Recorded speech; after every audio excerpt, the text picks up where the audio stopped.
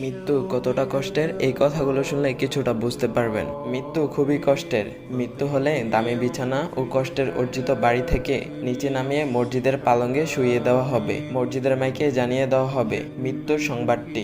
আত্মীয় স্বজন, পাড়া প্রতিবেশী শেষবারের মতো আমার চেহারাটা এক নজর দেখতে আসবে। বড়ি পাতা দিয়ে পানি গরম করে সেই পানি দিয়ে শেষ গোসল করা হবে আমাকে। দামি ও রঙিন পোশাক নয়, বাজারের সাদা কাফন শরীরে জড়িয়ে দেওয়া হবে। ওই দিন আমার নামটা বাদ দিয়ে সবাই আমাকে লাশ বলে ডাকবে। ছেলে মেয়েরা, ভাই বোনরা কাঁদতে থাকবে। এই দৃশ্যটা আমিও দেখতে থাকবো, কিন্তু আমি কোনো কথা বলার শক্তি পাবো না। জানাজা দিয়ে কবরের দিকে নিয়ে যাওয়া হবে আমাকে। তখন আমি পালঙ্কে শুয়ে আত্মনাদ করতে থাকবো, যা পৃথিবীর কোনো মানুষই তা শুনবে না। এই ব্যাপারে হযরত আবু সাঈদ খুদরী রাদিয়াল্লাহু তাআলা আনহা রাসূল সাল্লাল্লাহু আলাইহি ওয়াসাল্লাম থেকে বর্ণনা করেছেন। তিনি বলেন, যখন মৃত ব্যক্তিকে পুরুষ তাদের কাঁধে করে নিয়ে যায়, তখন যদি সে নেককার হয় তাহলে সে বলতে থাকে, আমাকে জান্নাতে পৌঁছিয়ে দাও।